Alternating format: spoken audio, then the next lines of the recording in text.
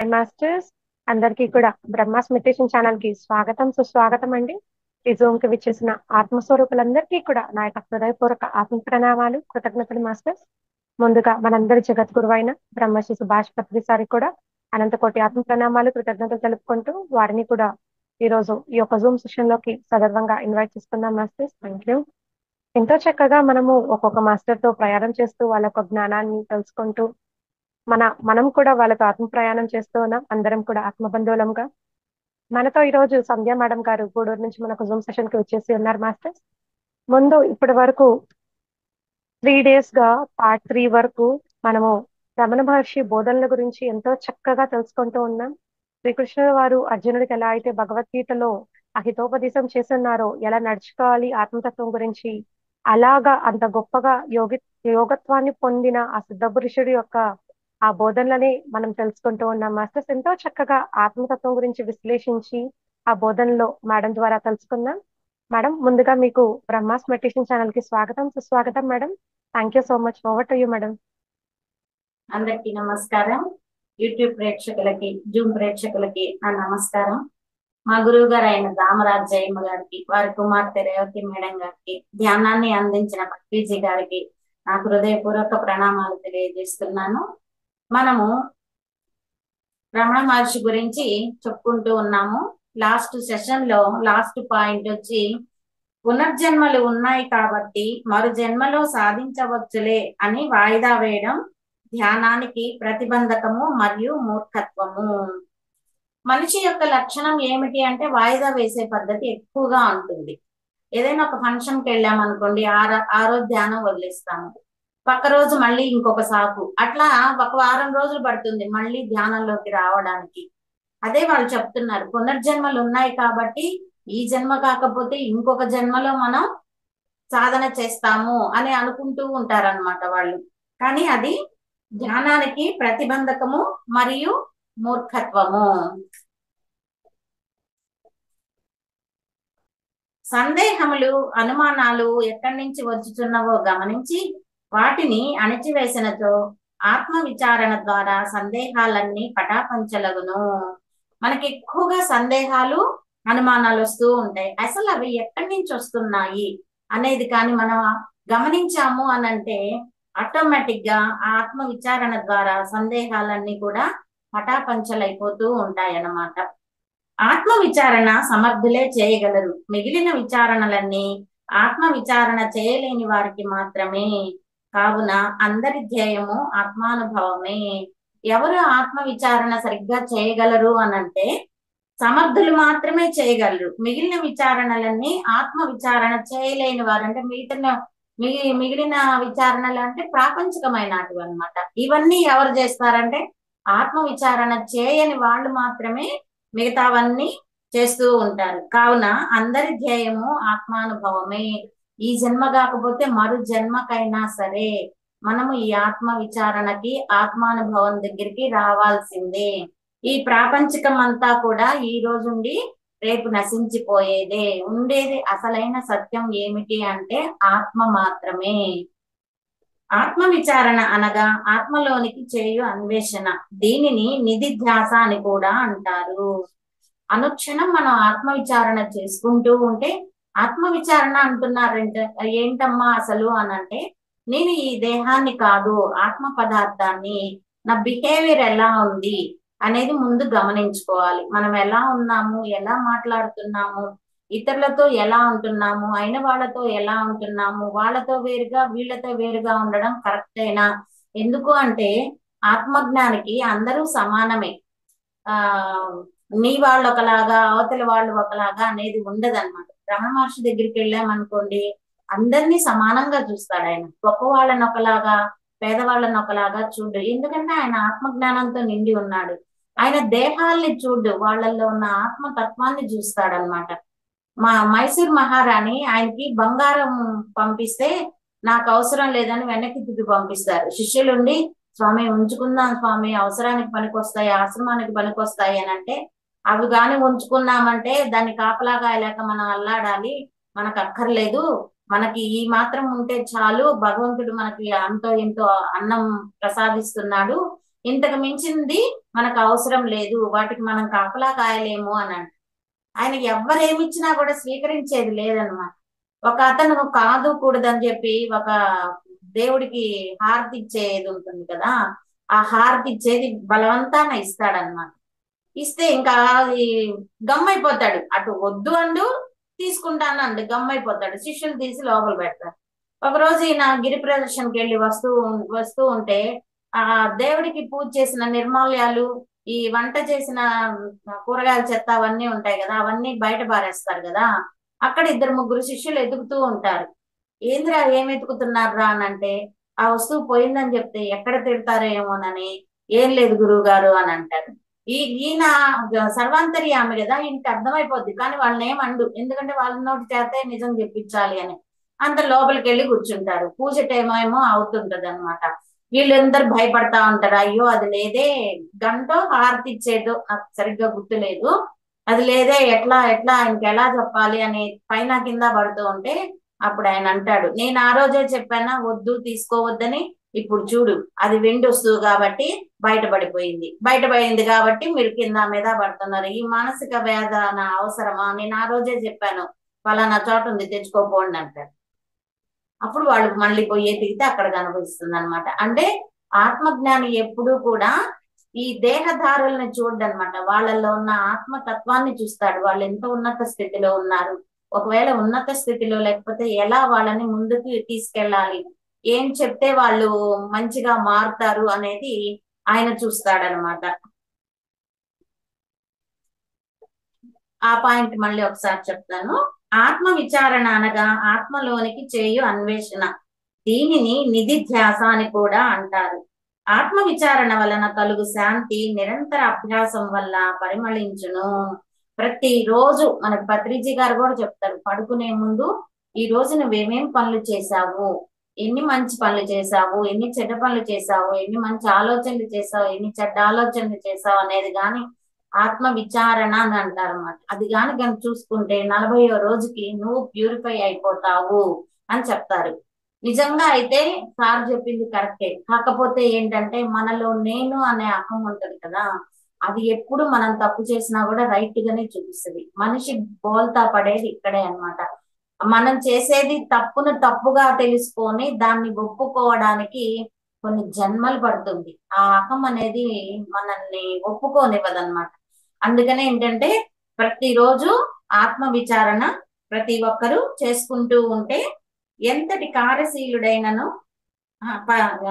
నిరంతర అభ్యాసం వల్ల పరిమళించును. అంటే రోజు రోజుకి నీలో ఉన్నత స్థితి పెరగడం జరుగుతుందన్నమాట. ఆత్మానుభవం పొందే ప్రయత్నం ఎంతటి కార్యశీలుడైనను విరమించరాదు.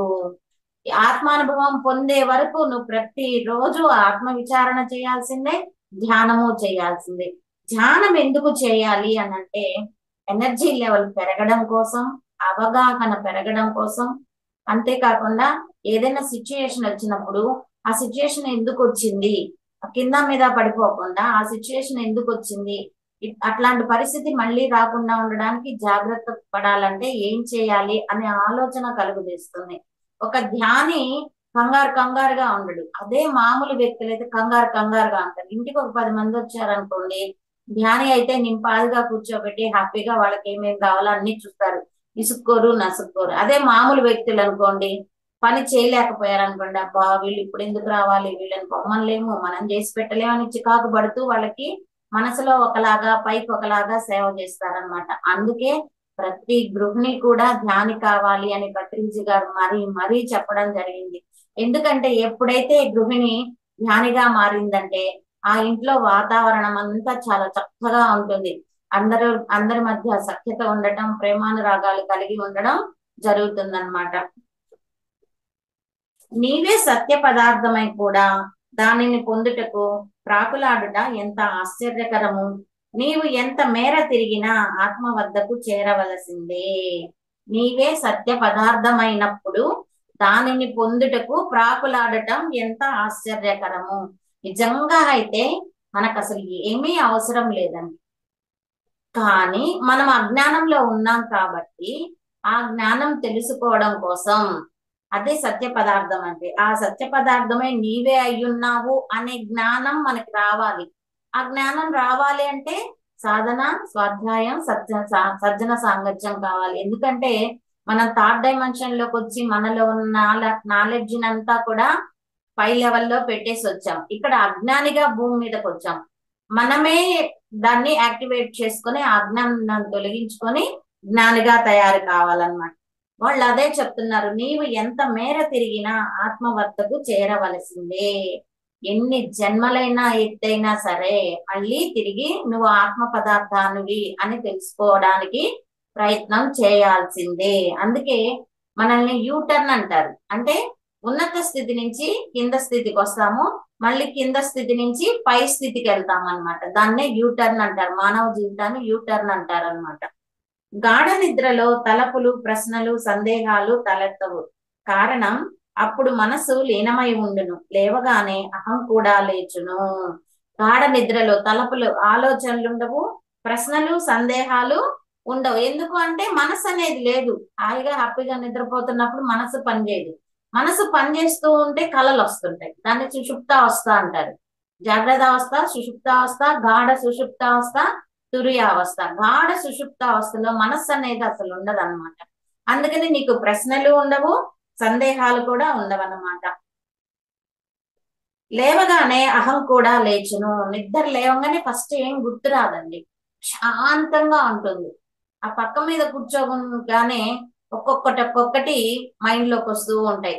ఆ ఫస్ట్ వచ్చేది ఏంటంటే నేను అనేది వస్తుంది. ఆ తర్వాత నుంచి ఇంకా ఆ రోజు ఏమేమి పనులు చేయాలి, పిల్లలకి ఏం చేసి పెట్టాలి, భర్తకి ఏం చేసి పెట్టాలి, పనామ వచ్చిందా లేదా అని ఇంకా అన్ని దాంతో కనెక్టింగ్ అన్నమాట.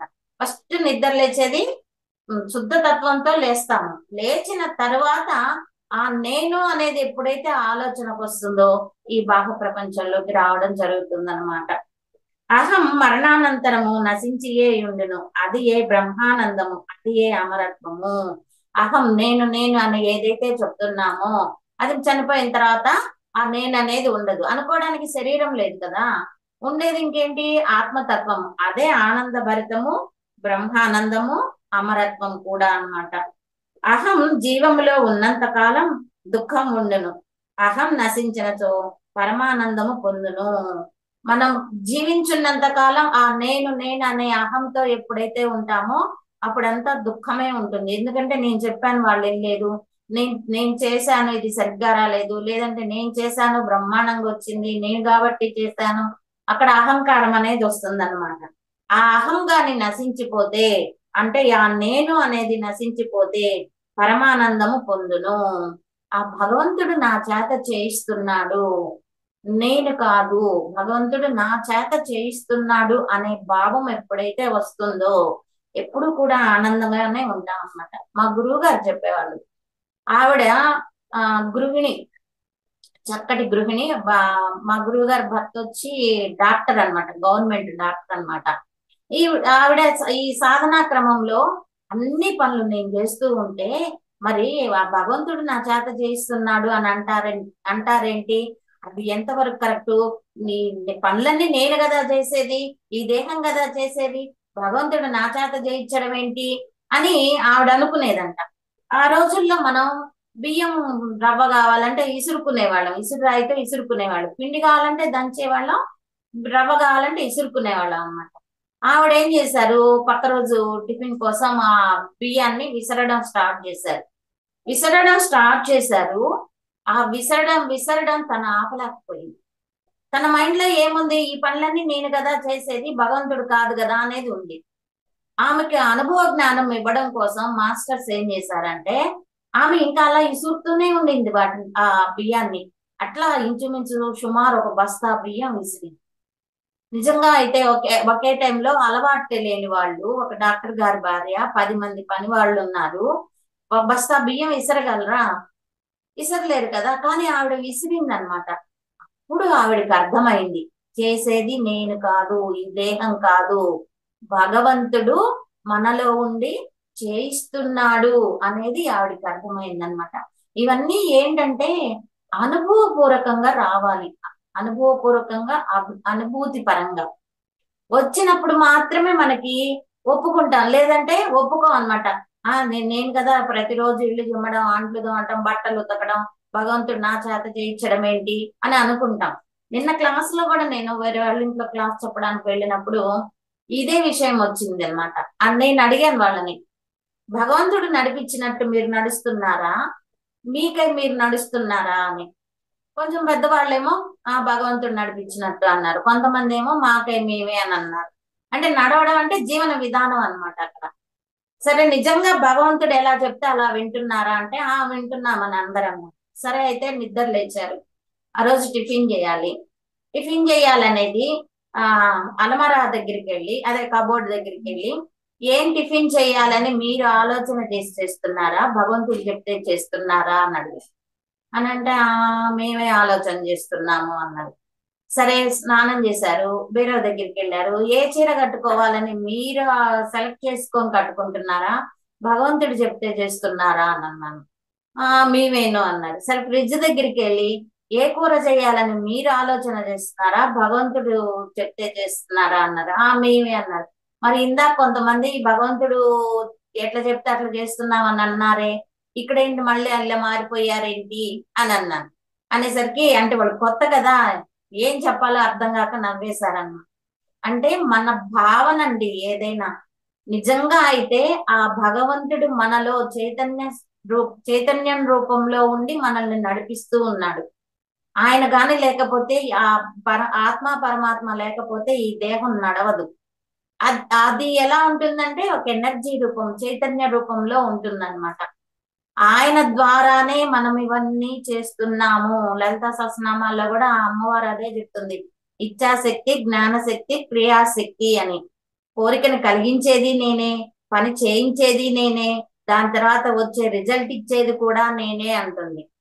అంటే అమ్మవారే మనలో ఉండి మన చేత చేయిస్తున్నారు. కానీ మనం ఏమనుకుంటున్నాం ఇక్కడ, నేను అంటే ఈ దేహంతో చేస్తున్నాను కాబట్టి నేను చేస్తున్నాను అని అంటున్నాం. కాదు, ఆ చైతన్య శక్తి ఏదైతే ఉందో అది అందరినీ నడిపిస్తుంది అన్నమాట. అది ఎప్పుడు తెలుస్తుంది అని అంటే, మనలో ఉండే ఆ అహం, ఆ నేను అనే దాన్ని పక్కన పెడితే అప్పుడు ఆటోమేటిక్ గా ఆ భగవంతుడు మనల్ని అందరినీ నడిపిస్తున్నాడు అనేది అర్థమవుతుంది. ఇది స్వానుభవంగా అర్థం కావాలి అంటే సాధన బాగా ఉండాలండి. అంత తేలిగ్గా అర్థమయ్యే విషయం కాదు. క్లాస్ చెప్పుకున్నప్పుడంతా మనం ఓకే ఓకే నిజమే కదా నిజమే కదా అంటాం. మళ్ళీ క్లాస్ అయిపోయిన కొంచెం సేపటి కల్లా మళ్ళీ మన మాయలోకి మనం వెళ్ళిపోతాం అన్నమాట. కాబట్టి సాధన అనేది చాలా చాలా అవసరం మనకి.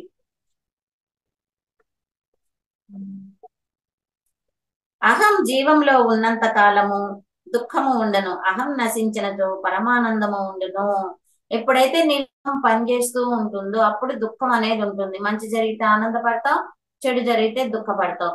అదే నేను చేస్తున్నాను అనే భావన లేదనుకోండి, అంటే లాభం ఇచ్చినా భగవంతుడిదే, నష్టం ఇచ్చినా భగవంతుడిదే, నాకే సంబంధం లేదు అనే భావనలోకి ఎప్పుడైతే వస్తావో అప్పుడు ఎప్పుడు కూడా ఆనందమే. అంటే అయితే మరి నష్టం వస్తే దిగులు ఉంటుంది కదా అని అంటే, అందుకే వ్యాపారం పెట్టేటప్పుడు ఎవరైనా ఏమైనా చెప్తారంటే రీజనబుల్ గా టార్గెట్ అనేది పెట్టుకో. అసలు టార్గెట్ లేకపోతే అసలు ఏ ఇబ్బంది లేదండి. కానీ టార్గెట్ అనేది ఉంటేనే కదా, ఆశ అనేది కదా మనిషిని ముందుకు నడిపిస్తుంది. రీజనబుల్ గా పెట్టుకో. రోజుకి కొత్త షాపే రోజుకి ₹1,00,000 అమ్ముడవ్వాలి అని పెట్టుకున్నారనుకోండి, 50,000కే అమ్ముడైంది అనుకోండి, దుఃఖం అనేది ఉంటుంది. అదే నువ్వు టార్గెట్ పెట్టుకోకపోతే ఈ రోజు బ్రహ్మాండంగా జరగాలి, నేను నా కుటుంబం హ్యాపీగా ఉంటాము అని గాని నువ్వు గాని అనుకున్నావు అంటే నీకు ఎంత రావాలో అంత వస్తుంది అనమాట. అత్యాశ అనేది ఉండకూడదు, ఆశ అనేది ఉండాలి.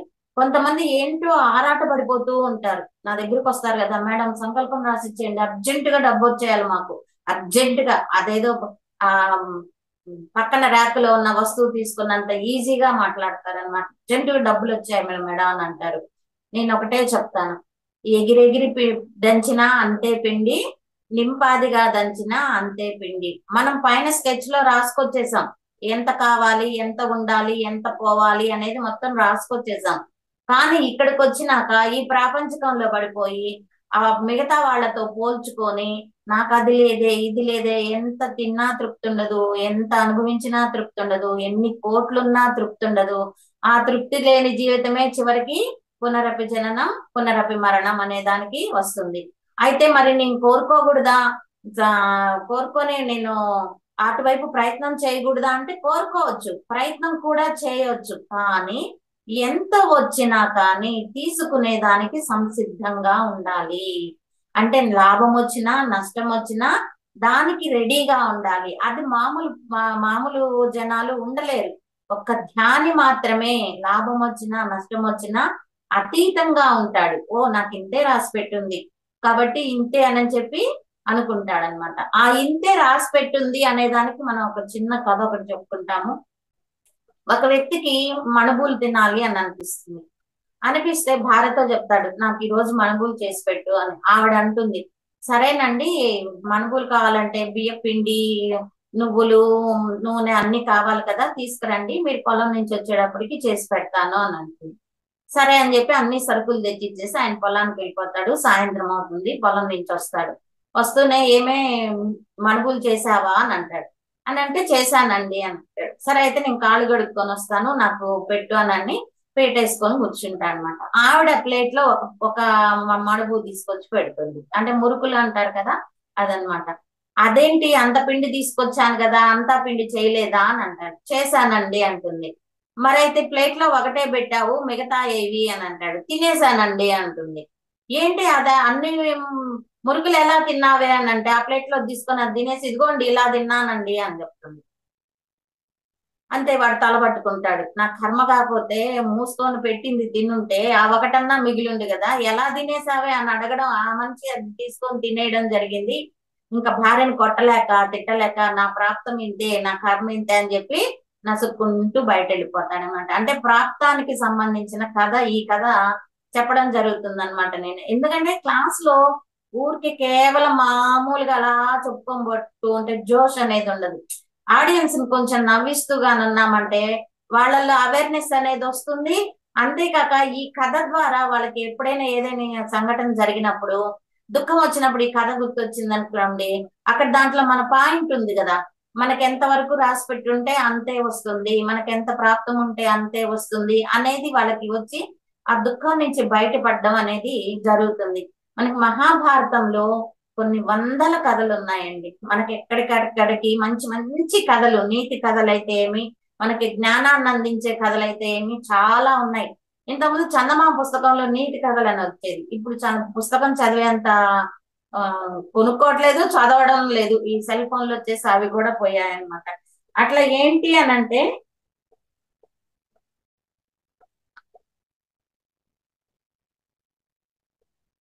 మనము ఎక్కడికక్కడికి సంతృప్తి పడడం అనేది చాలా చాలా అవసరము.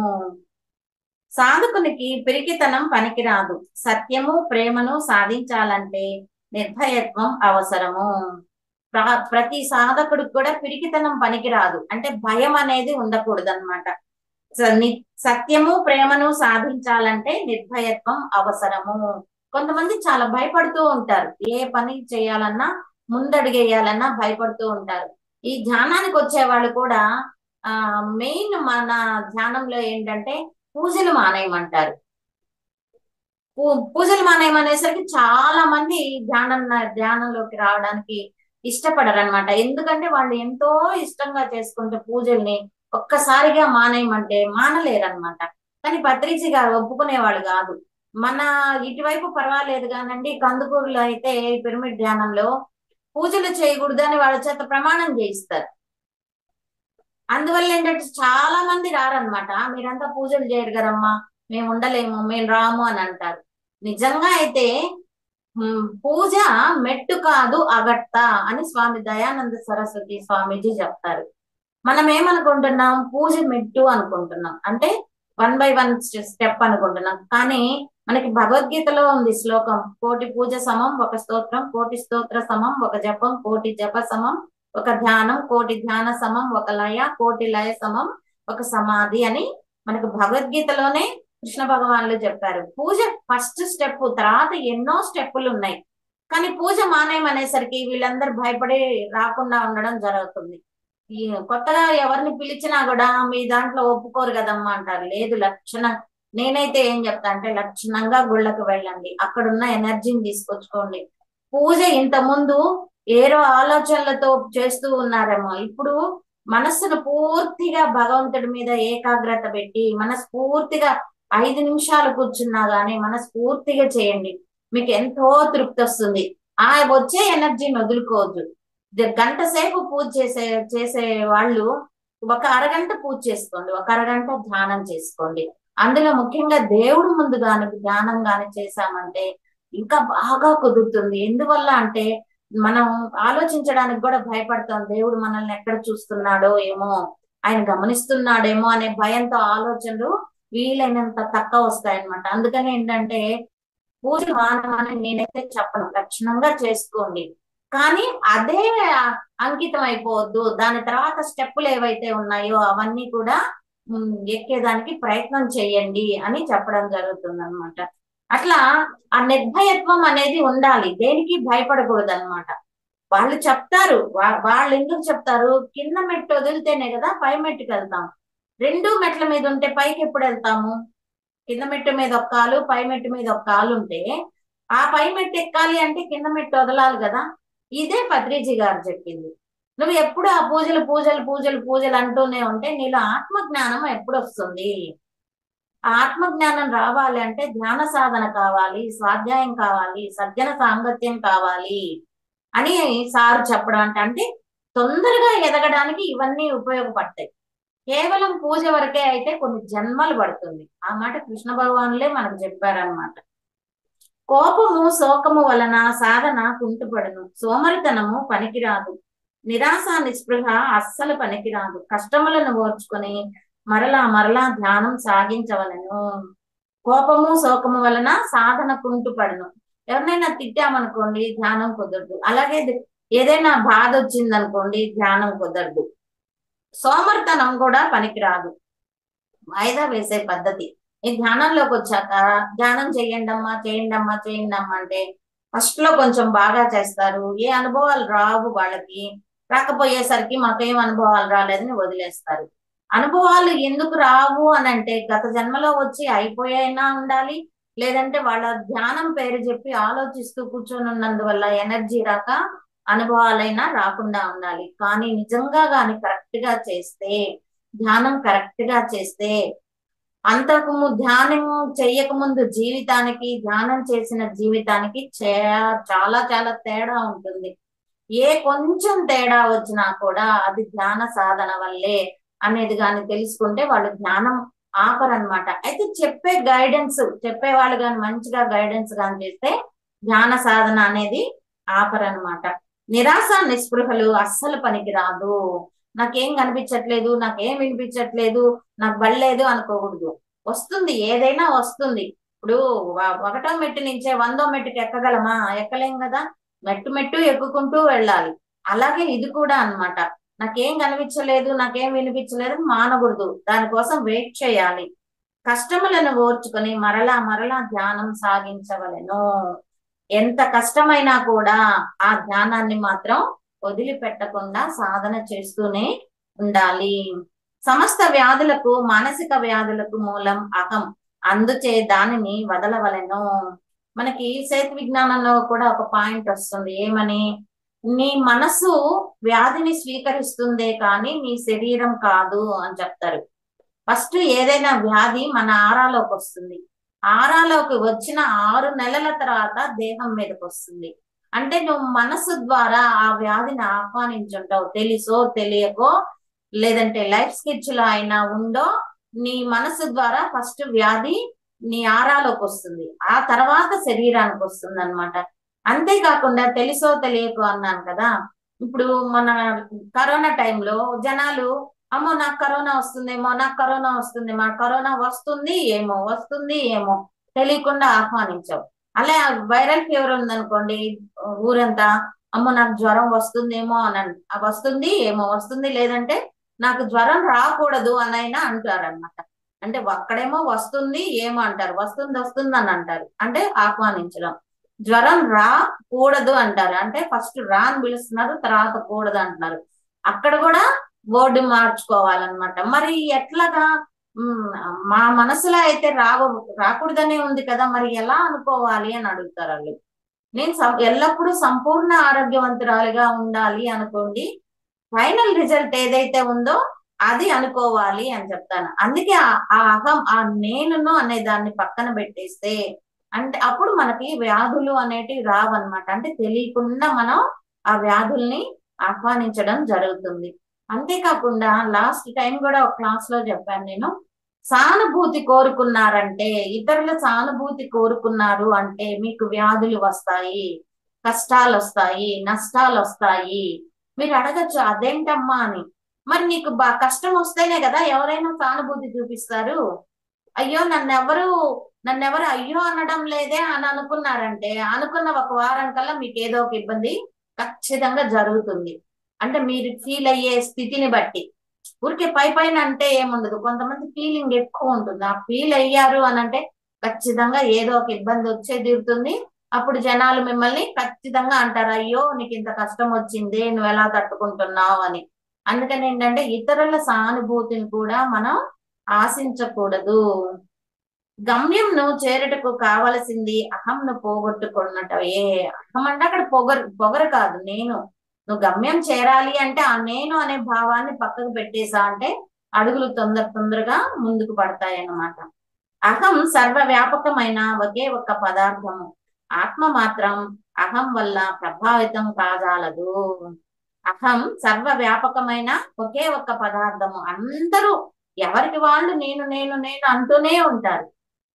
ఆత్మ మాత్రం అహం వల్ల ప్రభావితం కాజాలదు. నువ్వు ఎంత నేను నేను అన్నా కూడా ఆత్మ తత్వం ఏదైతే ఉందో అది వేటికి అంటదన్నమాట. మనకు చెప్తారు కదా, ఆత్మ నీటిలో తడపబడదు, అగ్నికి కాల్చబడదు, గాలికి విసిరివేయబడదు, ఆత్మ దేనికి అంటదు అని మనకి ఆ వేదంలో ఉంటుంది, పురాణాలలో కూడా ఉంటుంది అనమాట.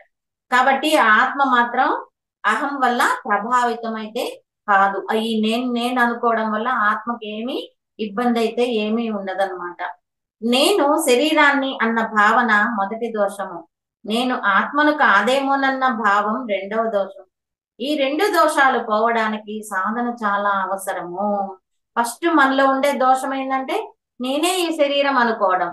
రెండో దోషం ఏంటంటే నేను ఆత్మను కాదేమోనన్న భావంతో ఉంటారు. చాలా మంది ఒప్పుకోరు. నీలో ఆత్మ ఉందిరా అంటే ఒప్పుకోరా, నేను శరీరాన్ని అంటారు. అంటే మరీ లోయర్ గా ఉన్న వాళ్ళు ఆత్మ అంటే భయపడతారు అనమాట. నేను ఈ దేహాన్ని ఈ శరీరాన్ని అనుకుంటారు. ఈ రెండు దోషాలు పోవడానికి సాధన చాలా అవసరము. కేవలం సాధనే కాదండి, స్వాధ్యాయం బుక్స్ బాగా చదవాలి. ఆత్మజ్ఞానానికి సంబంధించిన పుస్తకాలు లక్షల్లో ఉన్నాయి, లక్షల పుస్తకాలు ఉన్నాయి. వాటిలో మంచి గైడెన్స్ ఇచ్చే పుస్తకాలని మనం సెలెక్ట్ చేసుకోవాలి. అలాగే సజ్జన సాంగత్యం ఏంటంటే, ఇప్పుడు మనం ఒక బుక్ చదవడానికి సుమారు ఒక వారం పడుతుంది. అదే సజ్జన సాంగత్యంలో ఆ బుక్ గురించి చెప్పాలంటే ఆ మెయిన్ పాయింట్స్, ఆ సారం ఏదైతే ఉందో 1 గంటలో తెలిసిపోతుంది. అందుకని సజ్జన సాంగత్యం అనేది కూడా ఎప్పుడు కూడా వదులుకోవద్దు. ఇప్పుడు బుక్ అనుకోండి, పనులన్నీ పక్కన పెట్టుకొని చదువుకోవాలి.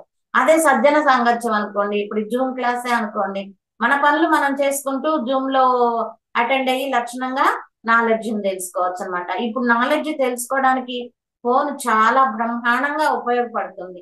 దాన్ని ఉపయోగించుకునే విధంగా ఉపయోగించుకుంటే మన సాధన కావచ్చు, ఆత్మస్థితి కావచ్చు, ఉన్నత స్థాయిలో ఉంటుందన్నమాట. జ్ఞానము కలుగనంత వరకు జ్ఞాని యొక్క స్థితి బోధపడదు. అట్లే సిద్ధి పొందిన వాని స్థితిని గురించి చెప్పినా నీ స్థాయిని బట్టే గ్రహించగలవు. జ్ఞానము కలుగనంత వరకు జ్ఞాని యొక్క స్థితి బోధపడదు. ఇప్పుడు రమణ మహర్షి మంచి జ్ఞాని, ఆయన్ని చూస్తే మనకేమనిపిస్తుంది? మనలాగే ఉన్నాడు, మనలాగే మాట్లాడుతున్నాడు, మనలాగే తింటున్నాడు, ఆయనకి మనకి ఏంటి తేడా అనే డౌట్ వస్తుంది. ఆయన ఆత్మతత్వంతో చూస్తాడు, అందరినీ సమానంగా చూస్తాడు. మనము మన వాళ్ళనైతే ఒకలాగా చూస్తాం, మిగతా వాళ్ళనైతే ఒకలాగా చూస్తాం. అది తేడా. ఆ స్థితి తెలియాలి అంటే నువ్వు కూడా ఆత్మజ్ఞానివైతే అప్పుడు నీకు అర్థమవుతుంది అనమాట.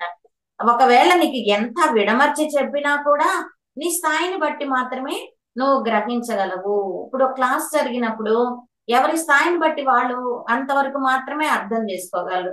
ఇప్పుడు క్లాస్ లో చెప్పే టీచర్ ఒకటే అందరికీ చెప్పేది.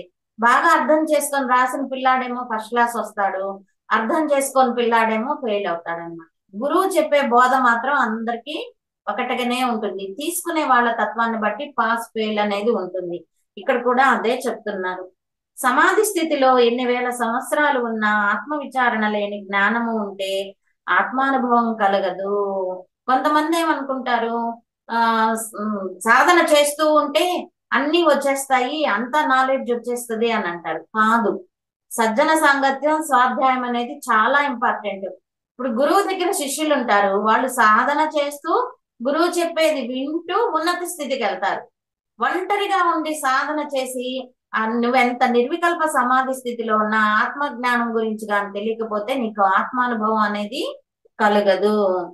ఎంత గాఢ నిద్రలో ఉన్న మనసులోని సంస్కారాలు, వాసనలు ఎలా నశించవో అదేలాగున సమాధిలో ఉన్నను వాసనలు దూరం కావు. మన గాఢ నిద్రలో ఎలాగైతే మనలోని సంస్కారాలు, వాసనలు నశించవో అలాగే నువ్వు నిర్వికల్ప సమాధి స్థితిలో ఉన్నా కూడా ఆత్మానుభవం అనేది కలగదు. అంటే ఉదాహరణ చెప్తున్నారు అనమాట అక్కడ.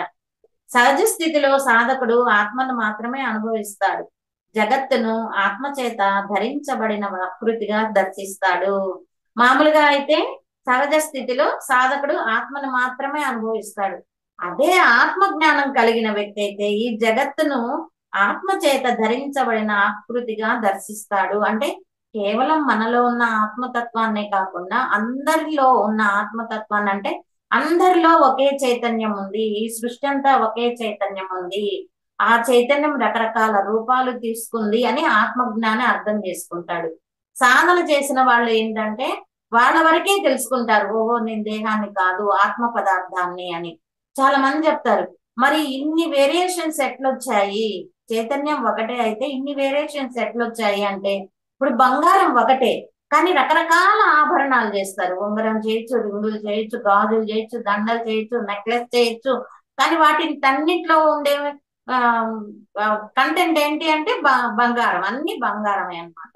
అట్లాగే చైతన్యం అనేది ఒకటే, ఆ చైతన్యం రకరకాల రూపాలు తీసుకొని జీవించడం జరుగుతుంది అనమాట. చూచేవాడు లేకపోతే చూడబడేదంటూ ఏమీ ఉండదని తెలుసుకుంటే ఎవరు భ్రమకు లోను కారు. చూచేవాడు లేకపోతే చూడబడేదంటూ ఏదీ లేదు. ఇప్పుడు మనకు కళ్ళు ఉన్నాయి కాబట్టి ఏదైనా చూడగలుగుతున్నాం, కళ్ళు లేకపోతే ఏం చూడగలం? చూసేదంటూ ఏమీ లేదనమాట. కాబట్టి ఏమీ ఉండదని తెలుసుకుంటే ఎవరు భ్రమకు లోను కారు. అంటే మనం అంటూ ఉంటే ఈ జగత్ అనేది ఉంది అనేది మనకు అర్థం అవుతుంది. కాకపోతే ఏంటంటే ఈ జగత్తులో, జగత్ అనే మాయలో మనం జీవిస్తున్నాం. నేను నేను నేను నేననే, నేను నా కుటుంబం, నా భర్త, నా బిడ్డలనే స్వార్థంతో ఈ మాయలో జీవిస్తున్నాం అన్నమాట. ఆ మాయ నుంచి బయటికి రావాలి, అది వాళ్ళు మెయిన్ చెప్పేది. ఈ మాయ నుంచి బయటికి రావాలి, నువ్వు అసలు ఈ భూమి ఎందుకు వచ్చావో ఆ పని చేసుకొని వెళ్ళాలి అని చెప్తారు. మనం ఏం చేస్తాం, అనుకునేదేమో ఒకటి, చేయాలనుకునేదేమో ఒకటి, ఎక్స్ట్రాలు చేస్తాం, మంచి కావచ్చు చెడు కావచ్చు. ఈ ఎక్స్ట్రాలు చేసి మళ్ళీ చనిపోవడం జరుగుతుంది. పునరపి జననం పునరపి మరణం. ఆ చేసిన వాటి ఫలితాలను మళ్ళీ అనుభవించడానికి భూమి మీదకి రావాలి. అందుకే ఏం చెప్తారు పెద్దవాళ్ళు, పుణ్యము బంగారు సంఖ్యలు, పాపము ఇనప సంఖ్యలు అని. నువ్వు కేవలం మొత్తం పుణ్యమే చేసుకుంటూ వెళ్ళావు అనుకో, ఆ పుణ్యం అనుభవించడానికి మళ్ళీ రావాలి. లేదు పాపమే చేసుకున్నావు అనుకో, పాపం అనుభవించడానికి మళ్ళీ రావాలి.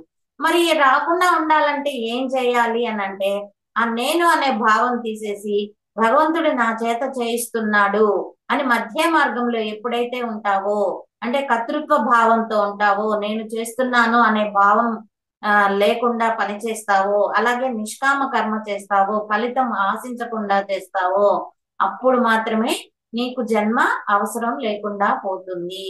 నిష్కామ కర్మ ఫలితం ఆశించకుండా అంటే మనకేంటంటే మన మైండ్ సెట్ ఏంటంటే ఏదైనా ఒక పని చేస్తే ఫలితం ఆశిస్తాం, పాజిటివ్ ఆర్ నెగిటివ్. నెగిటివ్ ఆశించము, కానీ నువ్వు చేసే పనిని బట్టి ఆ నెగిటివ్ అనేది వచ్చేస్తుంది అనమాట. ఆ ఫలితం ఆశించకుండా ఎట్లా చేస్తామమ్మా అని అనొచ్చు మీరు. ఏంలా మీరు ఆ అపాత్ర దానం చేయవద్దు అని చెప్తారు మనకి. పాత్రని ఎరిగి దానం చేయండి, అపాత్ర దానం చేయవద్దు అని.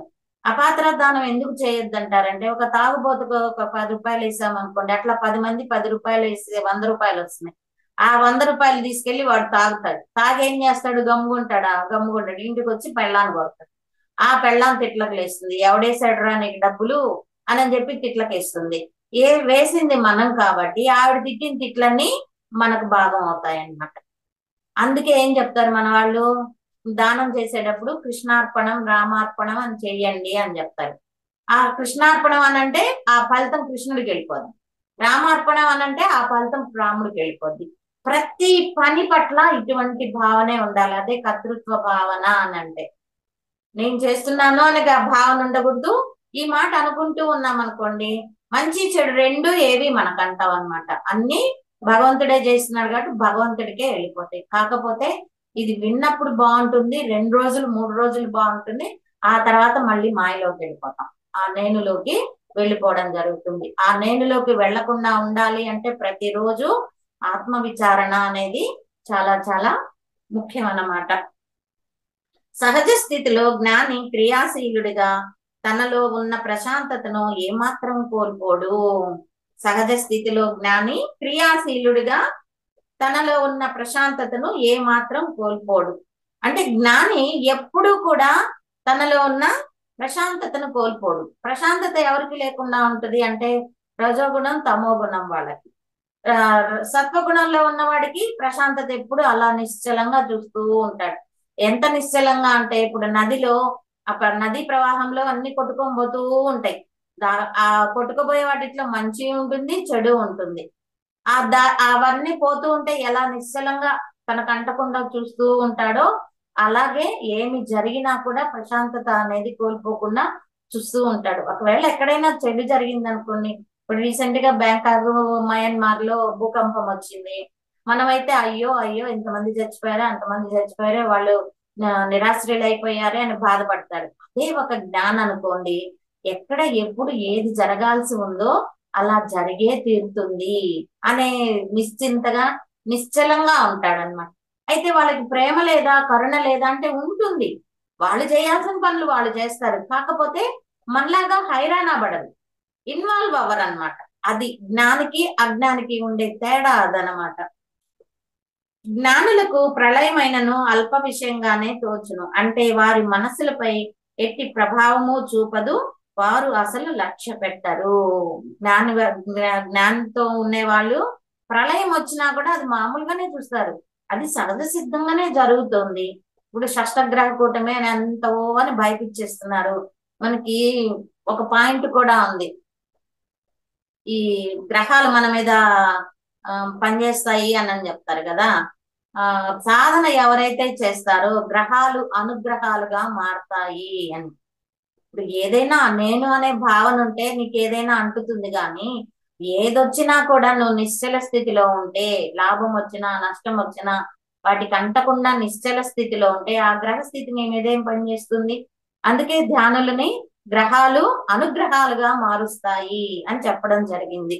ఆ శని ప్రభావం కూడా మన మీద పనిచేయదు. ఎవరైతే చక్కగా ధ్యానం చేస్తారో శని ప్రభావం కూడా మన మీద పనిచేయదు. అందుకే మనకి ఫస్ట్ లోనే చెప్తారు, ఎవరికైనా టైం బాగలేనప్పుడు ఆ శని వెళ్ళి పట్టు అని అంటే, ఆ పట్టు అని చెప్పేటప్పుడే చెప్తాడు, నా భక్తుల్ని మాత్రం పట్టద్దు అని చెప్తాడు శివుడు. ఆ భక్తులు ఎవరైతే ఉన్నారో వాళ్ళని పట్టవద్దు నువ్వు అని చెప్తాడు. అట్లా ఏంటి అంటే, సాధన బాగా చేసే వాళ్ళని ఈ గ్రహాలు ఏవి కూడా ఏమీ చేయలేవు. ప్రతి వ్యక్తి ఎట్టి పరిస్థితిలోనూ మానసిక సమతుల్యతను అలవర్చుకున్నట ప్రయత్నించవలెను. ప్రతి వ్యక్తి కూడా ఎట్లాంటి పరిస్థితిలో కూడా మానసిక సమతుల్యతను అలవర్చుకున్నటకు ప్రయత్నించవలను. ఆ సమతుల్యత అనేది చెప్పుకున్నంత తేలిక కాదండి, కానీ సాధన మీద అది ఆటోమేటిక్ గా వచ్చేస్తుంది. ఎట్లాంటి సిచ్యుయేషన్ అయినా సరే స్వీకరించడానికి మనం సంసిద్ధంగా ఉంటాం, పాజిటివ్ ఆర్ నెగిటివ్. అది కేవలం సాధన వల్లనే వస్తుంది. సత్సంగం వలన స్వాధ్యాయం కంటే కూడా ఆ పాజిటివ్ ఆర్ నెగిటివ్ ని సరిసమానంగా తీసుకునే శక్తి సాధన వలన బాగా వస్తుంది. ఈ సాధనతో పాటు సజ్జన సాంగత్యం ఉంటే ఇంకా తొందరగా అంటే రియలైజేషన్ అనేది ఎక్కువ ఉంటుంది. ఇంతకుముందు మనల్ని ఎవరైనా తిట్టారనుకోండి అనవసరంగా, రోజుల తరబడి సంవత్సరాల తరబడి పీక్కునేవాళ్ళం. ఇప్పుడు ఎప్పుడైతే సాధన చేస్తూ సజ్జన సాంగత్యం చేస్తామో, ఆ ఏమైంది, తిట్టారు, ఏమైంది, మనం ఎందుకు తీసుకోవాలా, వాళ్ళ కర్మకు వాళ్లే పోతారని. ఇప్పుడు వెంకయ్య స్వామి దారిలో పోతూ ఉంటే ఆయన పిచ్చి వెంకయ్య పిచ్చి వెంకయ్య అని అందరు గోలగోలగా అరస్తా ఉంటే ఆయన అంటాడు, దేనికయ్యా అనవసరంగా కర్మను నెత్తినేసుకుంటారు, మీ పనేదో మీరు చేసుకోవచ్చు కదా, నా పాటికి నేను గమ్ముగా పోతున్నాను కదా అంటాడు. అట్లా ఏంటంటే ఆ రియలైజేషన్ అనేది తొందరగా వస్తుంది సజ్జన సాంగత్యం సాధన వల్ల. ఆత్మ శుద్ధ చైతన్యము, శరీరము ఒక జడము, అందువల్లనే అది తనకు తాను శరీరమని చెప్పదు. నిరాకారమైన ఆత్మ కూడా అట్లు చెప్పదు. వేరొకరెవరో ఆ విధంగా చెప్పుచున్నారు, అదే మనస్సు. ఆత్మ శుద్ధ చైతన్యము, శరీరం ఒక జడము. శరీరంలో జీవం ఉంటే శివం, జీవం వెళ్ళిపోతే అది శవం, అంటే జడము, కదలిక లేనిదన్నమాట. అందువల్లనే అది తనకు తాను శరీరం అని చెప్పదు. శరీరం మాట్లాడలేదు. ఎప్పుడు మాట్లాడుతుంది? నీలో ప్రాణం ఉండి ఆత్మశక్తి ఉన్నప్పుడు మాత్రమే మాట్లాడుతుంది. అందుకే శరీరం నేను జడాన్ని అనే చెప్పదు. అలాగే నిరాకారమైన ఆత్మ కూడా అట్లా చెప్పదు. వేరెవరో ఆ విధంగా చెప్పుచున్నారు అని అంటే అది నీ మనస్సే. నువ్వు ఈ దేహము, నువ్వు ఈ దేహము, ఇదే చెప్తుంది అది. నేను, నా పిల్లలు, నా సంసారం, ఇదే చెప్తుంది అనమాట. ఇదే ఈ మనస్సు. శరీరమే నేను అన్న తలపే జీవుడు, శరీరమే నేను అన్న తలపే అన్ని అనర్థాలకి మూలము. శరీరమే నేను అనే వాళ్ళు ఎవరంటే జీవుడు. ఈ శరీరమే నేను అన్న భావనే మనకి అనర్థాలకి మూలం.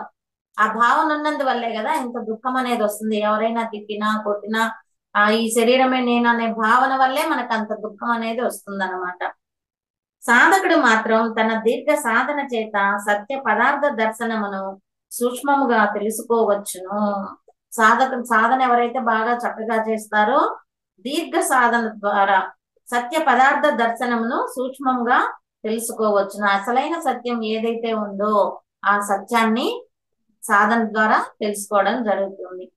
అహంకార రహితమైన మానసిక స్థితిని మౌన సమాధి అంటారు. అదే జ్ఞానానికి పరాకాష్ట. ఆ మౌన సమాధి అహంకారం లేని సత్యం.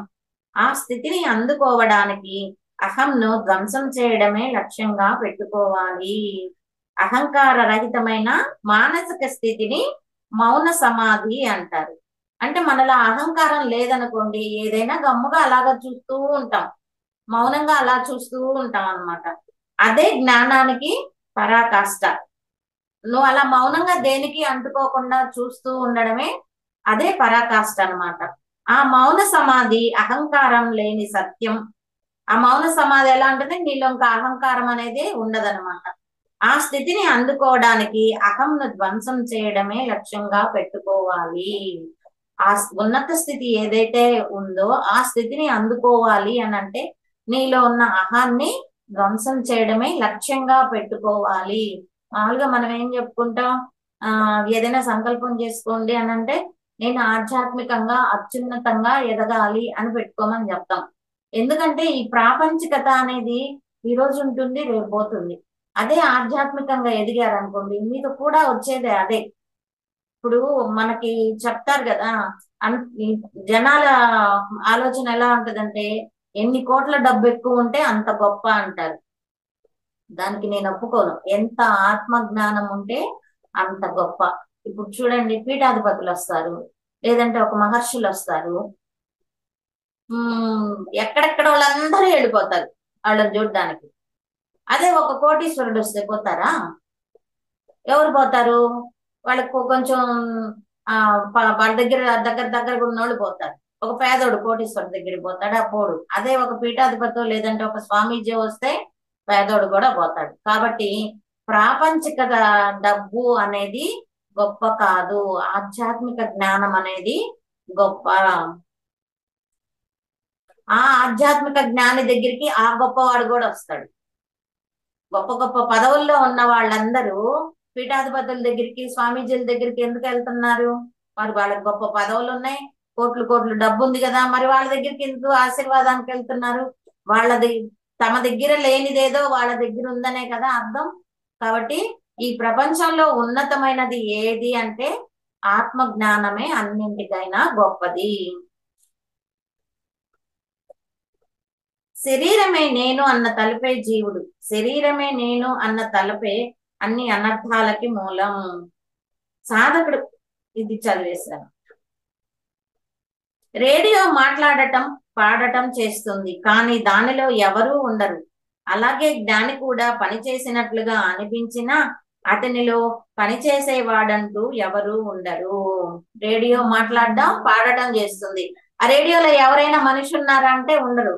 అలాగే జ్ఞాని కూడా ఏదైనా పని చేస్తూ ఉంటే నేను చేస్తున్నాను అనే భావన లేకుండా జ్ఞాని చేయడం జరుగుతుందన్నమాట. ఆత్మను మరచి శరీరం నేను అనుకుని ఎన్నో జన్మలు ఎత్తి చివరికి ఆత్మను కనుగొని ఆత్మలో సుస్థిరం అవటం తాను ఎన్నో కొండలు గుట్టలు వాగులు వంకలు దాటి వచ్చినట్లు కలగని కల నుంచి మేల్కొనడం లాంటిదే. ఆత్మని మరచి శరీరం నేను అనుకుని ఎన్నో జన్మలు ఎత్తాం, చివరికి ఆత్మను కనుక్కున్నాం మనం. ఆత్మలో సుస్థిరం అవటం ఎలా ఉంటుంది అనంటే తాను ఎన్నో కొండలు గుట్టలు వాగులు వంకలు దాటొచ్చినట్లు కలగని కల నుంచి మేల్కొనడం లాంటిదే. అంటే ఈ ఆత్మతత్వం మనకి కొన్ని జన్మలు పడుతుంది తెలుసుకోవాలి అంటే, కొన్ని జన్మలు పడుతుంది. ఒక జన్మ 2 జన్మల్లో రాదనమాట. మేము సాధన చేసే బిగినింగ్ లో మా ఇంటికి ఒక సార్ వచ్చేవాళ్ళు అనమాట. ఆ సార్తో పాటి వాళ్ళ శిష్యులు ఇంకా అందరు వచ్చేవాళ్ళు. అప్పుడు నేను బాగా కొంచెం తీవ్రంగా సాధన చేసేదాన్ని. అంటే రోజుకి మినిమం 9 గంటల నుంచి 10 గంటల వరకు సాధన చేసేదాన్ని. అంత తీవ్రమైన సాధన గత జన్మల్లో కూడా యోగం చేసినందువల్ల ఏంటంటే తొందరగా కుండలిని శక్తి యాక్టివేట్ అయ్యి ఒక్కొక్క ఆధార్ చక్రం దాటుతూ వచ్చింది. ఆ సార్ వచ్చినప్పుడు నేను అన్నానన్నమాట. అప్పుడు చిన్న వయసు, ఆ తొందరగా సాధించాలనే పట్టుదల ఎక్కువ ఉండేదన్నమాట. సార్ ఈ జన్మలో నేను సహస్రార స్థితికి వచ్చేస్తాను సార్ అని అన్నా నేను. అనంటే ఆయన అలా చూసి ఆ ఆ నిన్నగాక మొన్న వచ్చిన వాళ్ళంతా సహస్రార స్థితికి వచ్చి మా పనులన్నీ మీరు చేస్తూ ఉంటే మేమేం బీకాలి ఇక్కడ అని అన్నాడు. ఇదేంటి నా ఎంకరేజ్ చేయకుండా ఇలా అంటున్నాడేంటి? అవునా అమ్మ, బాగా సాధన చేయి, వచ్చే నువ్వు కూడా సహస్రార స్థితికి అనొచ్చు కదా, మరి ఏంటి ఇలా అంటున్నాడు అని అనుకున్నాను. ఇంకా దాని గురించి ఆయన కొంచెం కోపం ఎక్కువ అనమాట. ఆ వివరణ అడిగే ధైర్యం కూడా లేదు. కానీ ఆ సహస్రార స్థితికి రావడానికి ఎంత కష్టమో అనేది ఆ తర్వాత నాకు బాగా అర్థమైంది. గత జన్మల్లో యాక్టివేషన్ అయిన ఆహార చక్రాలనేమో వెంటనే దాటడం జరిగింది. ఈ జన్మలో యాక్టివేట్ అయిన కొత్త ఆధార చక్రం నుంచి తర్వాత ఆధార చక్రానికి వెళ్ళడానికి ఇన్ని సంవత్సరాలు పడుతుంది. బిగినింగ్ లో 1 ఇయర్ లోపలేమో ఒక 4 ఆధార చక్రాలు చకటక దాటేశాను. ఆ 1 ఇయర్ తర్వాత నుంచి ఎంత సాధన చేసినా కూడా ఆ తర్వాత చక్రాన్ని చేరడానికి సంవత్సరాలు పడుతుంది. అప్పుడు ఆయన చెప్పింది అప్పుడు అర్థమైంది అనమాట. ఆ సార్ చెప్తే ఏదో అనుకున్నాను, ఇంత ఫాస్ట్ గా పైకి అందుకునేస్తాం అనుకున్నాము. ఓ జన్మలు పడతాయి అని అంటే మన సంస్కారాలు, మన ఆలోచనలు, మన భావాలు అనేటివి మనల్ని అడ్డుపడుతూ ఆ ఉన్నత స్థితికి వెళ్ళడానికి అడ్డుపడుతూ ఉంటాయి అనేది నాకు అనుభవపూర్వకంగా అర్థమైందనమాట.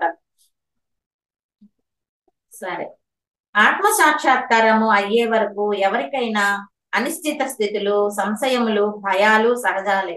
అవి అహం నుండి వేరు పడనివి కావున అవే అహం అని చెప్పుకోవాలి. ఆత్మ సాక్షాత్కారం అయ్యే వరకు ఎవరికైనా అనిశ్చిత స్థితులు, ఇందాక మనం చెప్పుకున్నట్లు సంశయాలు, భయాలు సహజాలే. ఈ మనం బాగా సాధన చేస్తుంటే ఎంకరేజ్ చేసే వాళ్ళకన్నా డిస్కరేజ్ చేసే వాళ్ళు ఎక్కువ అండి. ఈ డిస్కరేజ్ చేసే వాళ్ళకి ఏంటంటే సబ్జెక్ట్ తెలియదు, మనకి సబ్జెక్ట్ తెలియదు, వాళ్ళు చెప్పిన వాటికి భయపడిపోతారు. నా దగ్గరికి ఒక ఆవిడ బాగా చక్కగా ధ్యానం చేసుకుంటూ ఉంది. తనకు ఉన్న హెల్త్ కూడా క్యూర్ అయిపోయింది. హెల్త్ ప్రాబ్లం కూడా క్యూర్ అయిపోయింది. క్యూర్ అయిపోతే వాళ్ళు ఏం చేశారంటే ధ్యానం చేసినప్పుడు దేవుడు వస్తే దెయ్యాలు కూడా వస్తాయి, అప్పుడు నువ్వేం చేస్తావు అని. ఆమె ఆలోచనలో పడింది, రావడం మానేసింది. ఒక రోజు ఎక్కడో ఫంక్షన్ లో కనిపిస్తే ఏమక్క రావట్లేదు అని అంటే, మా వాళ్ళు ఈ మాట అన్నారు, ధ్యానంలో దేవుడు కనిపించినప్పుడు దెయ్యాలు కూడా వస్తాయన్నారు, నాకు భయం వేసి మానేశాను అని. ఒక్క మాట ఫోన్ చేయొచ్చు కదా, నువ్వు ఇంటికి రాలేకపోయావు, ఒక్క మాట ఫోన్ చేయొచ్చు కదా, నీకు విషయం అంతా వివరించేదాన్ని, ఎందుకు చేయలేదు అన్నా. ఏమో నాకు భయం వేసింది అన్నారు. అప్పుడు మానేసిన వాళ్ళు ఇప్పటికీ అనారోగ్యంతో బాధపడుతున్నారు, కానీ మళ్ళీ ధ్యానంలోకి రామ. సుమారు ఇది జరిగి 18 సంవత్సరాలైతే ఇప్పటికీ ధ్యానంలోకి రాల. నేను ఎక్కడైనా కనబడితే మాత్రం మేము కూడా ధ్యానం చేయాలి, అప్పుడు ఏందో బాగా చేస్తున్నాం, అడ్డంకులు వచ్చాయి, ఆపేసాము, మళ్ళీ చేయలేకపోతున్నాం అంటారు. చూడండి, ఆ భయం అనేది మనిషిని ఎదగనివ్వదు. అదే వెంటనే వాళ్ళు ఫోన్ చేసి ఇలా అంటున్నారు, దీనికి ఏం చెప్తావు నువ్వు కానీ నన్ను అడుగుంటే, అసలు నువ్వు భయపడాల్సిందే అవసరం లేదు. భగవంతుడున్న చోట దెయ్యం ఎందుకు ఉంటదండి? ఇప్పుడు గుళ్ళు ఉన్నాయి, గుళ్ళల్లో ఒక దెయ్యం వస్తుందా? రాదు. ఇప్పుడు మన సంస్కారాలు కూడా ఒకవేళ మనకి ఏదైనా నెగిటివ్ ఎనర్జీ అటాక్ అయి ఉంటే మనం గుడికి వెళ్ళేటప్పుడు ఆ బయటే ఉండిపోతుంది ఆ నెగిటివ్. నువ్వు గుళ్ళోకి స్వచ్ఛంగా వెళ్తావు, మళ్ళీ గుళ్ళో నుంచి బయట వచ్చాక ఆ నెగిటివ్ నీకు అటాక్ అవుతుంది. అట్లా భగవంతుడున్న చోట దెయ్యాలు భూతాలు అనేటివి ఉండవు. తెలియక ఇట్లా సబ్జెక్ట్ తెలియక చాలా మంది డ్రాప్ అయిపోవడం జరుగుతుంది అనమాట. అందుకే సరైన గురువు కావాలి అనేది అందుకోసం అన్నమాట. వాళ్ళు అదే చెప్తున్నారు, ఆ సంశయాలు భయాలు సహజాలే, అవి అహం నుండి వేరు పడనివి.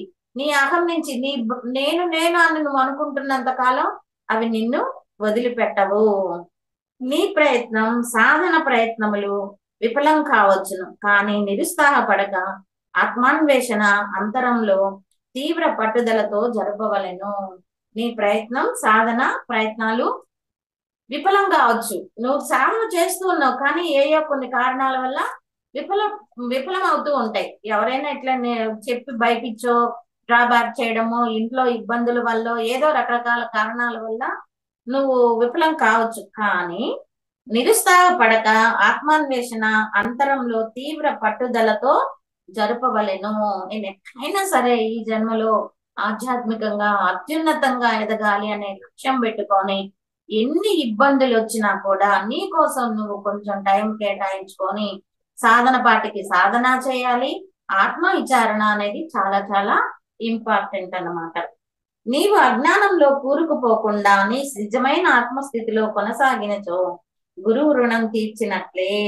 నీవు అజ్ఞానంలో కూరుకుపోకుండా నీకుండే భయాలకి తోడు ఇతరులు చెప్పిన వాటిని అంతా తీసుకొని రిసీవ్ చేసుకొని ఇంకా ఇంకా అట్టడుగు స్థాయికి పోకుండా నీ నిజమైన ఆత్మస్థితిలో కొనసాగించినచో ఆత్మ సాధన ఎవరైతే కరెక్ట్ గా చేస్తారో, ఎవరైనా ఏదైనా డిస్కరేజ్ చేసినా కూడా సమాధానం చెప్పే స్థితిలో ఉంటారు అది.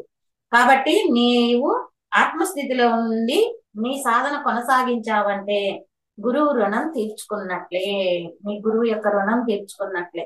ఇక్కడ నా ఎక్స్పీరియన్స్ ఒకటి చెప్తాను. నేను ది సీక్రెట్ అనే సిడి చూసి నేను ఈ ఇల్లు కట్టడం అనేది జరిగింది అనమాట. ఆ సిడిలో ఏంటంటే ఒక అతను ఆయన ఒక వాల్ పేపర్ తెచ్చుకొని ఆ ఇంట్లో అంటించుకుంటాడు. ఆ వాల్ పేపర్ ఏంటంటే పెద్ద ఇల్లు, ఆ ఇంటి పక్కన చిన్న సెలయేరు, ఇంటి ముందంతా లాను బ్రహ్మాండంగా ఉంటుందండి.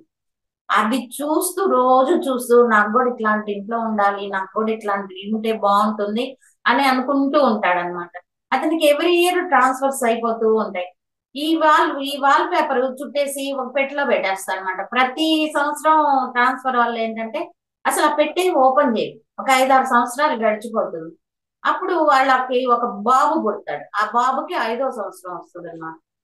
ఈ ఇల్లు మారినప్పుడు ఆ సరుకులన్నీ హాల్లో పెట్టినప్పుడు, ఆ పెట్టెలన్నీ హాల్లో పెట్టినప్పుడు ఆ పెట్టె మీద ఆ బాబు కూర్చొని కాలుతో ఇట్టెట్టు అంటూ ఉంటాడు. అంటూ ఉంటే ఖాళీ సౌండ్ వినబడుతుంది అనమాట. అంటే ఎక్కువ బరువు ఉన్న వస్తువు లేదు అని. వాడు అడుగుతాడు, డాడీ ఇందులో ఏముంది డాడీ అని అడుగుతాడు. ఏమోరా తెలీదు, ఈ ట్రాన్స్ఫర్ వల్ల నేను చాలా వస్తువులు అసలు ఓపెన్ చేయలేదు, అట్టట్టే రొటేట్ అవుతూ ఉన్నాయి, అవి ఏముందో చూద్దాముందని ఓపెన్ చేస్తాడు. ఓపెన్ చేస్తే దాంట్లో ఆ వాల్ పేపర్ ఉంటుంది. ఆ వాల్ పేపర్ లో ఆ ఇల్లు ఉంటుంది. ఆ ఇల్లు చూసి ఓన్ ఏడ్చేస్తా ఉంటాడు. ఆ పిల్లాడు అడుగుతాడు, ఎందుకు డాడీ అది చూసి ఏడుస్తున్నావు అని అంటే, 5 సంవత్సరాల క్రితం ఏదైతే ఎట్లాంటి ఇంట్లో అయితే ఉండాలని నేను కోరుకున్నానో ఇప్పుడు ఉన్న ఇల్లు అట్లాగే ఉంది అని ఆ బిడ్డకు చెప్తాడనమాట. అది నన్ను భలే ఇన్స్పైర్ చేసింది. ఏ ధ్యానము లేకుండా అతను కోరుకున్న ఇల్లు 5 సంవత్సరాల్లో అతను సాధించాడు. మనము ధ్యానం చేస్తున్నాము. నిజంగా అయితే మనకు సొంత ఇల్లు అవసరం లేదు, ఆల్రెడీ ఒక ఇల్లు ఉంది. కానీ విశ్వంలో పనులు ఎలా జరుగుతాయి, మనం ఏదైనా కోరుకుంటే ఎలా జరుగుతాయి అనేది ప్రాక్టికల్ గా చేయాలనే ఆలోచన వచ్చి, మనం ధ్యానము మనం కోరుకుంటే ఎంత తొందరగా అవుతుందో చూద్దాము అని మేడం దగ్గర నుంచి ఇంటికి వచ్చిన తర్వాత, రేవతి మేడం గారు మా గురువు గారు కూతురు అనమాట, మాకు గైడెన్స్ ఇస్తుంటారు. ఇంటికి వచ్చి ఒక పేపర్ పెన్ను తీసుకొని నేను విశ్వానికి రిక్వెస్ట్ చేశాను, ఓ విశ్వమా, నాకు ఒక అందమైన ఇల్లు కావాలి. ఆ ఇల్లు ఎలా ఉండాలంటే అన్ని హంగులతో అన్ని వసతులతో అందంగా ఉండాలి. అలాగే మంచి సెంటర్ లో ఉండాలి. మంచి అతి తక్కువ ధరకు రావాలి.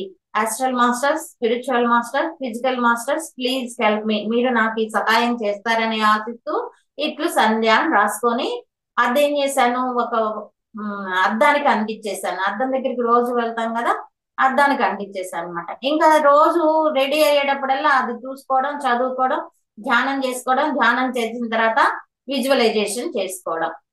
మరి దానికి డబ్బులు కావాలి కదా, చేతిలో డబ్బులు లేవు. అప్పుడు ఒక అరెకరా పొలం ఉంది. ఆ పొలము 30 లక్షలకు అమ్ముడైతే మనకి స్థలము, ఇల్లు, పిరమిడ్ వస్తుంది అనమాట. దాని వాల్యూ 10 లక్షలు. అప్పుడు మా గురువు గారిని అడిగాను. ఆవిడేం చెప్పారు, మళ్ళీ విశ్వానికి రిక్వెస్ట్ పెట్టుకో అన్నారు. మళ్ళీ నేను రిక్వెస్ట్ పెట్టుకున్నా. ఈ జరిగే ప్రాసెస్ లో ఈ అద్దాన్ని ఖండించడం వల్ల జనాలు ఎవరో ఒకరు వస్తుంటారు కదా, సబ్జెక్ట్ క్లాస్ కోసం అయితే ఏమి, బంధువులు అయితే ఏమి, వాళ్ళు అది చదివి వాళ్ళు డిస్కరేజ్ చేయడం అనమాట. అద్దెట్లా, ఎన్ని కోరికలు పెట్టావు, అతి తక్కువ ధర అన్నావు, మంచి సెంటర్ అన్నావు, అన్ని వసతులు అన్నావు, అన్ని హంగులు అన్నావు, చేతిలో చూస్తే పైసా లేదు, మరి ఎట్లా వర్కౌట్ అవుద్ది, ఏ ఆశతో నువ్వు చేస్తున్నావు అని అంటారు. నేను ఒకటే చెప్పా, విశ్వంలో పనులు జరుగుతున్నాయి, నా ఎనర్జీ లెవెల్ కి తెలుస్తోంది. ఇష్టమైతే నన్ను ఎంకరేజ్ చేయండి, దయచేసి డిస్కరేజ్ చేయొద్దు అని వాళ్ళకి స్ట్రాంగ్ గా చెప్పాను అనమాట. నేను చేసి చూపిస్తాను అని ఛాలెంజ్ గా తీసుకున్నాను. ఎలా అయితే కోరుకున్నానో అన్ని చక్క అయితే 6 నెలలు పట్టింది ఆ పొలం అమ్మడానికి. కానీ ఈ స్థలం అయితే తొందరగా దొరికింది. దీనికి అప్పు తీసుకొచ్చి డబ్బు పెట్టాము. ఆ తర్వాత పొలం అమ్ముడు పోవడం, అప్పు కట్టడం, ఇల్లు కట్టడం, పిరమిడ్ కట్టడం చేయడం జరిగింది. మేము ఎలా అయితే కోరుకున్నామో అలాగే ఉన్నాయి. ఎవరెవరైతే నన్ను డిస్కరేజ్ చేశారో వాళ్ళకి తీసుకొచ్చి చూపించా. ఆ రోజు పని కాదు అన్నారు కదా, ఇదిగో చూడండి అని చెప్పి చూపించా. అంటే మనకి అంత శక్తి ఉంటుందండి. మనం నమ్మము, సంకల్పం చేస్తాము, ఆ తర్వాత ఏం చేస్తాం, వికల్పం చేస్తాం. ఇట్లా ఎవరైనా డిస్కరేజ్ చేశారనుకోండి, అవును కదా, నా వల్ల ఏమవుతుంది, చేతిలో డబ్బులు లేకుండా నేనేమి ఇల్లు కట్టగలను, అందులో ఇన్ని కోరికలు ఉండే అనే మనకి మనమే డౌన్ అయిపోతాం. ఎప్పుడైతే డౌన్ అయ్యామో విశ్వంలో పనులన్నీ ఆగిపోతాయి. మళ్ళీ మనం పుషప్ అయినప్పుడు మళ్ళీ అవి ముందుకు జరగడం జరుగుతుంది. కాబట్టి ఏదైనా మనం అనుకున్నది జరగలేదు అంటే భగవంతుడు కారణం కాదు, మనం చేసే వికల్పమే. ఫస్ట్ ప్రతి జ్ఞాని తెలుసుకోవాల్సిన అవసరం. సంకల్పం చేశాక ఎట్టి పరిస్థితుల్లో మళ్ళీ నెగిటివ్ ఆలోచనలు చేయకూడదు. Madam 10th madam. మేడం చాలా చక్కగా చెప్పారు మేడం. ఈ రోజు అంతా కూడా ఆత్మతత్వం గురించి, ఆత్మజ్ఞానిగా అవ్వాలి అని అంటే ఆత్మతత్వాన్ని మాత్రం అనుభూతి చెందినప్పుడు మాత్రమే ఆ ఆత్మతత్వాన్ని అందరిలో కూడా చూడగలుగుతారని చెప్పని, నిధిధ్యాస గురించి, అవస్థల గురించి, అలానే ఆత్మ అనేది, సత్యం అనేది, అంటే ఆత్మాన్వేషణ, ఆత్మ విచారణ అనేది చివరాఖరికి ఎన్ని జన్మలెత్తినా, పైకి పడినా కింద పడినా, ఏం చేసినా కూడా మనము ఆ ఒక్క స్థితికి అదే గమ్యం అన్నమాట. ప్రతి ఒక్క ఆత్మ అంటే శరీరం తీసుకొని ఆత్మ దర్శనాన్ని కనుగొలగలి, అనుభూతి చెందితే తప్ప మనకి ఆఖరి జన్మ అనేది అవ్వదని చెప్పని, అలానే అది కొన్ని కొన్ని దగ్గరలో మనము అందరికీ మన ఒక తప్పులు తెలుసు, కానీ అవి కొంచెం అహంతో కూడుకొని, అబ్బా నేనేం తప్పు చేశాను, నేనా రైట్ గా ఉన్నాను అని చెప్పని మనకు మనమే అనుకోవడం వల్ల ఒక్కొక్క దగ్గర మార్చుకోలేకపోయాం. కానీ అది అహం అనేది తీసేసి నేను ఖచ్చితంగా. మేడం ఇంకొకటి ఏమైందంటే దీనికి రిలేటెడ్ గాని, ఆ ఫ్యూ మంత్స్ బ్యాక్ నుంచి మేడం అనుకునేదాన్ని అనమాట, నేను ఎప్పుడు కూడా మార్పుకు సిద్ధమని. అది ఎవరో ఒకరి ద్వారా అన్నా తెలుస్తోంది మేడం, లేకపోతే నాకు నేను తెలుస్తోంది. ఏం మార్చుకోవాలనేది వెంటనే తెలుస్తోంది. అది ఎరుక ఎలా వస్తుందో ఏమో, కానీ అది వెంటనే సవరించుకోగలుగుతున్నాను మేడం. దాని వల్ల ఏంటి అంటే చాలా సమస్యలు అనేవి అణిగిపోతున్నాయి అనమాట, అంటే పోతున్నాయి. అవును. ఎరుక అనేది చాలా సమస్యల్ని అంటించదు అనమాట. అంటే అందుకే అంటూ ఉంటారు, అటాచ్డ్ గా ఉండాలి కానీ డిటాచ్డ్ గా ఉండాలి. అది ఎలా ఉండాలి అని తెలియాలి అని అంటే, ఎరుక అనేది ఎప్పుడైతే పెరుగుతుందో ఎవరితో ఎలా మాట్లాడాలి, ఎవరితో ఎంతవరకు మాట్లాడాలి, ఎంతవరకు నడుచుకోవాలి అని చెప్పిన ప్రతిదీ కూడా చాలా స్పష్టంగా అర్థమవుతుంది మేడం. అలానే అవును. మీరు ఇందాక చెప్పినట్లుగా మానవ జీవితం అనేది ఒక యూటర్న్ లాంటిది అని చెప్పారు. అంటే పైకి వెళ్ళినా కిందకి పడినా ఏం చేసినా కూడా ఈ పునరపి జననం పునరపి మరణం, దీని నుంచి బయట వెళ్ళాలి అని అంటే ఆత్మతత్వాన్ని వెళ్ళాలి. వీటన్నిటిలో నాకు చాలా ఫస్ట్ ఒక పాయింట్ నచ్చింది మేడం. చూసేవాళ్ళు లేకపోతే చూసేదేమి లేదు అన్నారు. అవును, లోపలుండే శ్వాస అనేది లేకపోతే అక్కడ కనిపించేది ఏం లేదు. అది చాలా బాగా నచ్చింది మేడం. అంటే ఒకలా హత్తుకుని ఉందన్నమాట పాయింట్. చాలా అవును కదా, లోపల ఉండే ఆత్మే కదా అంతా చూస్తుంది వింటుంది అని చెప్పనేది అది మొత్తం జ్ఞప్తికి వచ్చింది. దాంతో పాటు ఉదాహరణలు తీసుకున్నారు. రమణ మహర్షి గారు ఎట్లయితే వాళ్ళు వీళ్ళు అది ఇస్తాను ఇది ఇస్తాను అని అంటే వద్దు అని చెప్పని ఆ వస్తువు పోవడం, అదంతా ఎత్తుక్కొని ఇప్పుడు దేనికి ఎతుకుతున్నావు అని చెప్పారంటే అక్కడ ఉందని చెప్పి చెప్పడం. అలానే మురుకులది కానీ ప్రతిదీ కూడా ఉదాహరణతో చాలా చక్కగా జ్ఞానాన్ని అందించారు మేడం. చాలా థ్యాంక్స్ మేడం మీకు. ఓకే అమ్మా, thank you very much. Masters అందరికీ కూడా అన్మ్యూట్ ఇస్తున్నానండి. మేడంతో మాట్లాడాలనుకునే వాళ్ళు అన్మ్యూట్ చేసి మాట్లాడండి మాస్టర్స్. శరీరం భావంతో కాకుండా అలా అసలు ఒకలాగా ట్రాన్స్ లాగా ఉంది మేడం. అది చెప్తూ ఉంటే ఆ నవ్వుకుంటూ అసలు ఆ ఆనందానుభూతి ఉంటారు కదా. అంటే ఇంత గొప్పదా ఆత్మ, అసలు ఇది కదా అసలు సత్యం అని చెప్పని చాలా బాగుంది మేడం సెషన్. ఓకే. చాలా బాగుంది మేడం క్లాస్ ఇలా ఓకే వింటున్నానండి. అమ్మా. ఆ, చాలా బాగుంది. మీరు అన్నట్టు అందరూ కొంతమంది వింటారు, ఆచరించడం కూడా కొంచెం కష్టం అనిపిస్తుంది. 2 రోజులు అన్నారు, అది కూడా అనిపించింది అలాగే. అది చాలా బాగా అనిపించిందండి. అన్ని కొన్ని నిజాలు సత్యం, అది అనుకుంటాం ఆటోమేటిక్ గా వచ్చేస్తుంది, మనిషి ధర్మ కదా. మళ్ళీ మారడం మళ్ళీ చేరడం అనుకున్నది.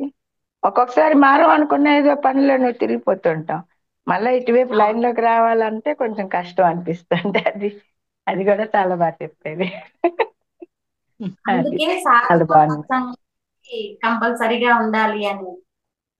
అవును మేడం, అవును మేడం.